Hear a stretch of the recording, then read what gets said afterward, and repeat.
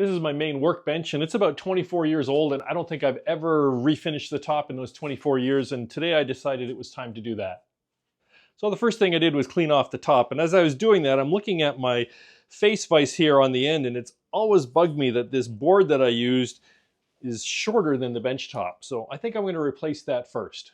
24 years is a long time ago. I don't remember exactly what I was thinking back then, but I do know I had a lot less money. So probably this is what I had available, so that's what I used. So I've found this nice piece of Osage orange back in my pile, and I'm going to use that instead.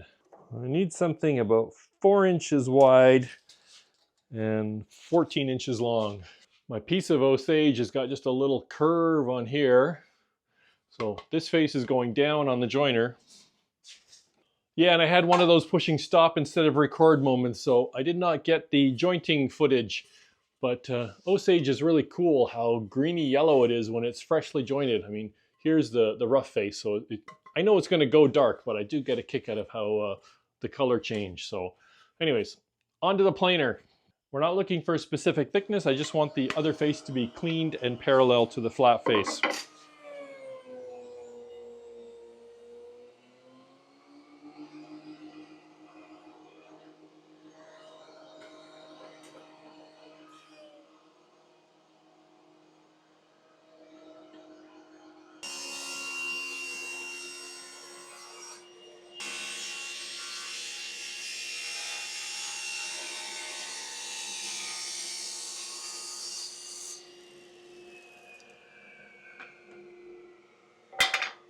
So now off with the old.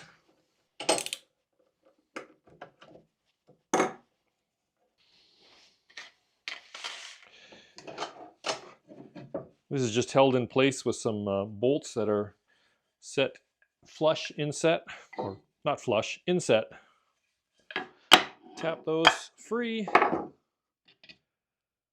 Now I've got a pattern of a sort. Boy, this is kind of rough looking. I'll just take the old one and I'll line it up here. And then there's this notch I have on the bottom for clearing the guide bars. I'll just trace that. Boy, it's kind of rough looking. And for these holes, this drill bit looks about the right size, so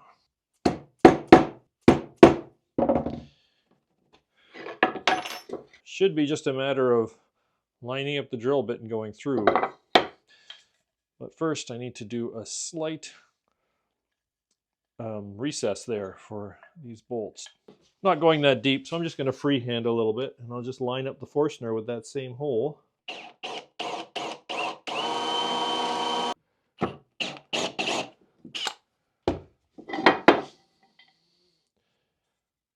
That should be good. I could probably freehand it, but I would just as soon line up my fence here.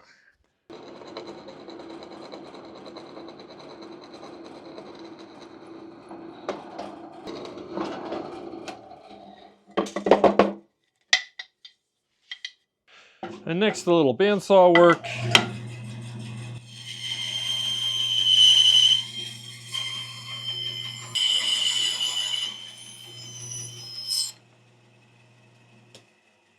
And this piece just should pop into place where the old one was.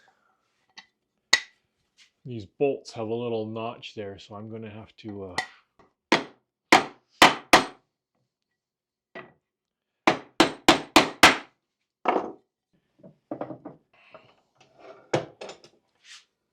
all right, something messed up. This hole is in the wrong spot because here the board is below and here the board is well above. So that's annoying, but it's not too hard to fix. I'm just going to have to plug this hole with a dowel and then we will put one in the right spot. Not quite sure how that happened. So I drilled the offending hole out to 3/8 and I've cut some plugs that I will use to fill that hole before. I don't have a dowel that is the right size, so I'm doing plugs from both sides. This is all going to be hidden when the thing is installed and finished, so I just need to plug it in order to be able to drill another hole without the drill bit wandering all over the place. Okay, take two. The glue is dried. I've got the dowel nicely flush on both sides, and I've got another way that I'm going to do this. So I'm going to put in the one nut that I like and just clamp the board and I will level it, and I'll just tighten things enough. Now the entire board is above the bench surface, but that's okay because I was planning to just plane it flush. And then I'll just take this drill bit and I'll fit it through the bolt hole in the front and tap, tap, and that's where I'm going to drill my hole. And it's interesting, there's a little bit of discoloration in the wood, but the drill bit is right there, which is considerably off center from where I had previously drilled the hole.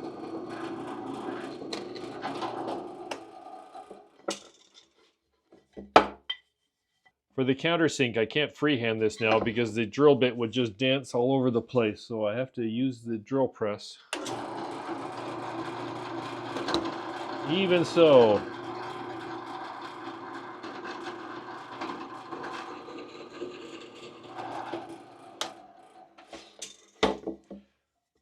not the prettiest, but we'll never see that. And so I got my 2 bolts in. And now it fits. And as I tighten this, it'll bring the flush part nicely tightly into the wood.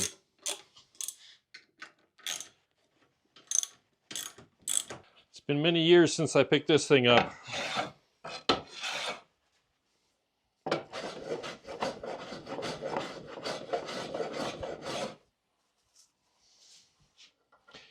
You know, maybe the block plane isn't the right thing, but I really like it. So the vise is fixed, and with that little digression out of the way, I can get back to working on this top, which is what I set out to do in the first place. I'm going to start with 80 grit, and we're just going to go over the whole thing. And there are a few little bits of glue here and there that'll need a little bit of extra attention, but for the most part, I'm just looking for a cleanup. And yeah, there's going to be a lot of sanding, but I'm not going to make you watch all of that. After the 80, I vacuumed off the dust, and then I went over it again with 150, and it is by no means pristine. There are 24 years of dings and stains and marks, and yeah, being plywood, I mean, I'll go through the top before you know it. So, I mean, I could sand, you know, I could plane this down a little bit, but anyways, I didn't really want to. I just wanted to freshen it up. And anyways, I will be using Danish Oil to go over it. 24 years ago, I used water locks. I'd read about it, I was interested in it, and I had to special order it because it's just not in the stores around here. So I have not used water locks in many years, but this is also an oil that penetrates, so I am hopeful that it will do the job. Being a workbench, I don't really want a film finish, I want a penetrating. Oh yeah, let me bring you in close. The Osage goes sort of a golden color maybe when you wipe on the oil. I like that. Anyways, that's about it for the finish part. Just flood it on, wait 30 minutes, and then see if anything else needs a bit of a touch-up. And here we are about 24 hours later. The Danish Oil has nicely cured, and I think it's looking pretty good.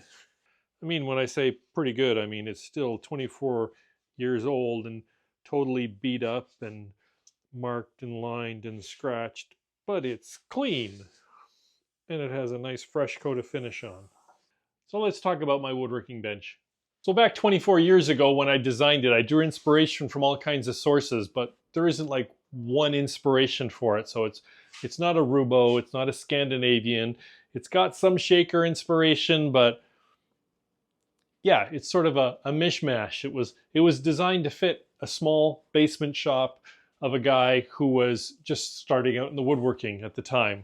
The base was originally sort of an open trestle, which was made from pallet wood. These are oak, and there's some pine, and this is southern yellow pine. I mean, most pallet wood was junk, but I happened to find some really good solid oak. So these are all 4x4-ish chunks and 2x6-ish chunks. And yeah, when I built it originally, the base was open. This cabinet was added later. The storage drawers are just a plywood box that was slid into the trestle. These are just Baltic birch plywood on drawer slides. And yeah, thin bit of walnut that was put on the front for looks. The top is what I think might catch people's attention because they see this walnut, they see this maple, But then the whole back is plywood. Yeah, the back 2/3 of my top is plywood, which is really not typical for a woodworking bench. For those who don't know, I'm in a fairly narrow basement shop, so my workbench was designed to go against the wall. This back chunk of my bench is more of a table than a workbench. I'm not doing joinery back here. I'm not pounding on things back here. That all happens in the front, where I have the hardwood. So as a young guy starting out, the back seemed to be a good place to try to save some money. So the back, 14 inches, is 2 pieces of birch plywood that's been laminated together. The front 8.5 inches is laminated maple, which is about 1.75 inches thick. And I might as well explain this mess right away. This is a 24-year reminder to always double check that you got the correct size drill bit in your drill. I accidentally drilled the whole row of dog holes with the wrong size drill bit, 7/8 of an inch instead of 3/4. And I couldn't afford to throw away the wood, so I filled them all with plugs. And then I drilled the right sized holes in between. So as I said, the top is made of maple, where I ripped it into strips and turned it on edge. And I'm not sure you can really see that. By turning it on edge, all the grain is oriented pretty much vertical in the top, which makes for a really strong, solid top. The front vise is a type of record clone that I bought from Canadian Tire here in Canada 30 odd years ago, and you've already seen me working on it. The main feature that I really like is it's got this quick release here on the front. You squeeze that in, and then you can just push the vise in and out, and then you release it, and then you can just use it as normal. The tail vise is a fairly conventional tail vise. I bought the hardware from Lee Valley Tools, again, 25-ish years ago, but you know, the rest of it, the wood, you have to make yourself. I think it came from Hungary or somewhere in Eastern Europe. I remember it was imported from Eastern Europe. It works just fine. Very sadly, it does not have a quick release, but I really wish it did, because when you're going in, you're spinning for ages. No, the main thing I remember about this when I was building it is that it came with virtually no instructions, and I had to go searching all over to find how I was supposed to size and fit these wood pieces to wrap around the metal guts of it. It's not something I use every day, but when you need it, it's great to have. But yeah, if I was starting over, I might look for something different that had a quick release, or maybe just even get a little metal vise that would slip on the end, kind of like that one. If I had the room, I'd buy one of those twin turbo vises from Klein, but that's really meant for a bench that's in the middle of the room, not for something that's up against the wall. And that's my bench. Thanks for hanging out in the shop with me while I did a few minor bench improvements and cleanups, and I hope you found something interesting and enjoyable hanging out in the shop here, and we'll see you next time.